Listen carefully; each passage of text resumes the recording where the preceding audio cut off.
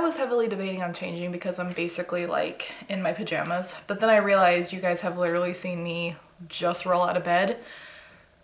So we're just gonna do with this. What is up, you guys? Welcome back to my channel. So I finally decided to make some time, sit down, and finally do the Q&A that I promised back in December. This one is gonna be a little bit different because this one is more geared towards myself, questions you had for me, my experiences, what I went through personally to get to where I'm at right now, and kind of just to give you a little insight of what I had to go through and certain things, certain random questions that you guys wanted to know. So I got my little notebook. We have a good number of questions that you guys personally asked, and so I am going to get right into it. So first of all, I want to thank you guys so much for over 250 subscribers.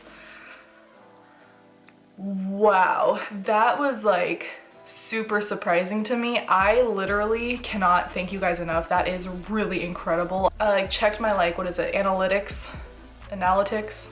Anyway, I checked that and I saw that I have over 140 subscribers gained in the last 4 weeks. Wow, that is honestly really surprising. I didn't think that I would really reach an audience at all. I really just kind of wanted to share my experiences. So thank you guys so much. That is honestly so incredible, and it makes me more excited to make videos for you guys because now I know that you guys are actually learning something, or you're interested in something, or it's something that you just genuinely want to watch, which is great. I'm so glad you guys are enjoying. All right, one question that I've been getting pretty frequently lately is my social media tags. I normally put them in my description after every video. I haven't really been doing that lately just because I haven't really been on social media. YouTube is the only social media I've been on, and kind of Snapchat, but not really. I don't post a lot really at all, but if you guys are interested in following me, I'll put everything right over here. I recently found an old Twitter account that I made back in July of 2010 or something like that. So I'm gonna try that. I've never really had a Twitter. I've never really cared about having a Twitter, but it just came up on my email for some whatever reason and I haven't done anything to it. So I'll go ahead and put that here as well. No promises that I'll tweet, but if you guys really want me to, I could definitely do that. I'll just have to remember and actually be good about it. Do you have to know algebra to be a vet tech?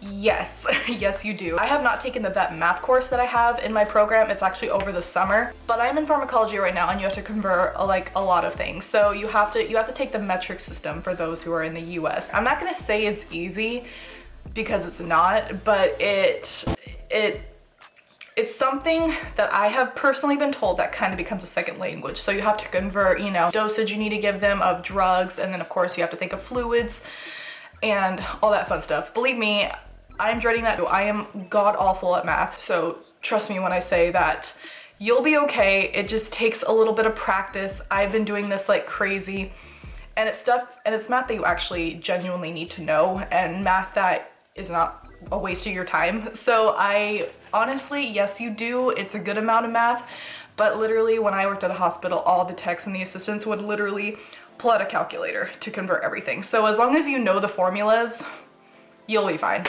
Also, I have been getting a lot of questions regarding what I did in high school to get where I am now. And you guys, I try to be as helpful as I possibly can, but honestly, I have been out of high school for 6 years now. So go ahead and do that math. Actually, my birthday was just a couple of days ago, so you could properly do the math. I graduated in 2015. So yeah, so I'm just gonna cross out the question that says, how old are you?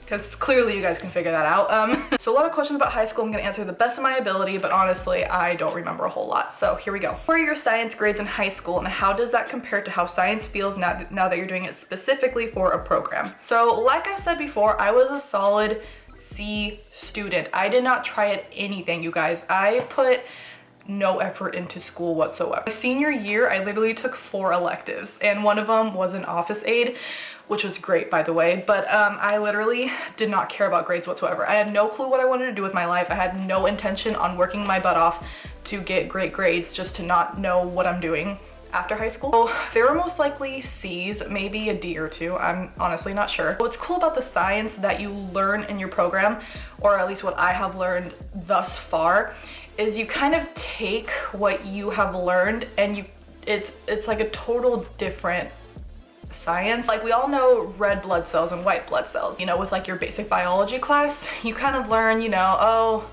you know, God, I can't even think of anything. The white blood cells, you know, that they like rush to the wound to help infection and stuff. You probably know that. What's cool about how this is different compared to high school is you take that white blood cell and you actually look at the white blood cell, and depending on the kind of white blood cell it is, it can help you determine the infection that your patient can have.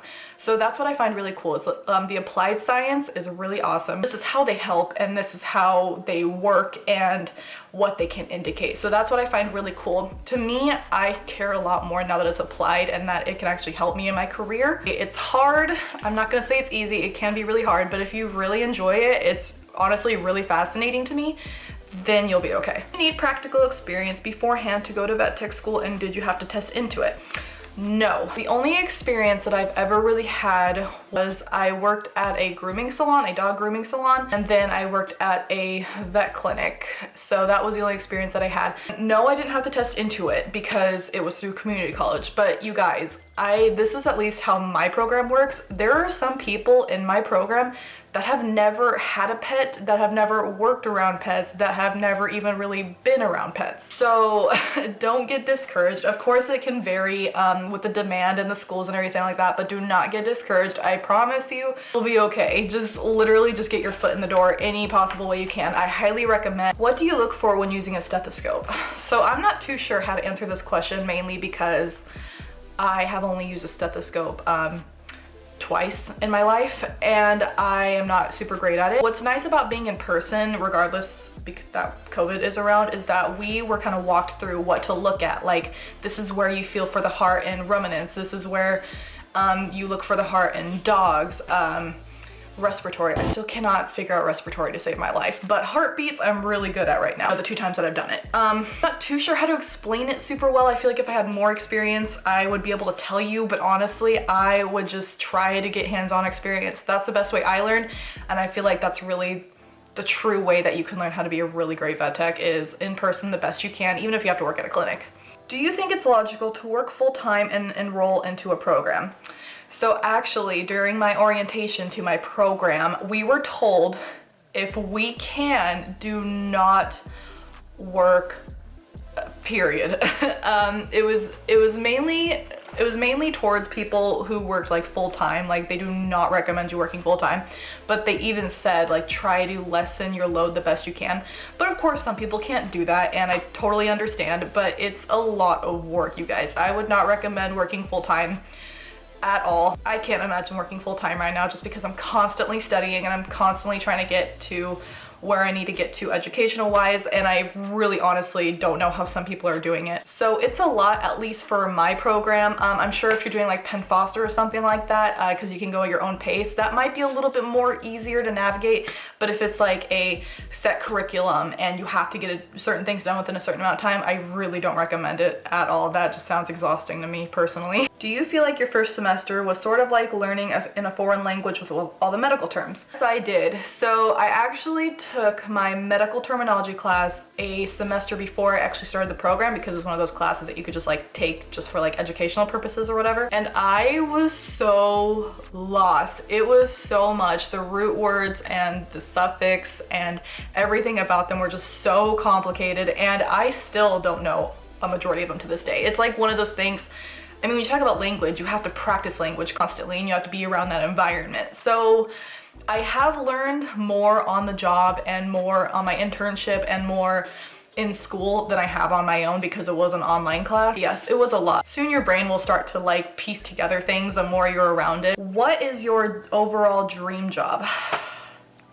Okay, honestly, my dream job is to volunteer abroad. I would love to volunteer abroad. I would love to travel to like third world countries, help out with their pets. Yeah, obviously, you know, it's volunteer, you wouldn't get paid for it, but that's like my dream job. I was actually planning on going to Bali, Indonesia back last year in May to help with the elephants, but of course that didn't happen. So we're just gonna have to wait on that dream. And this is probably my favorite question out of all of them. Is vet tech school your only personality?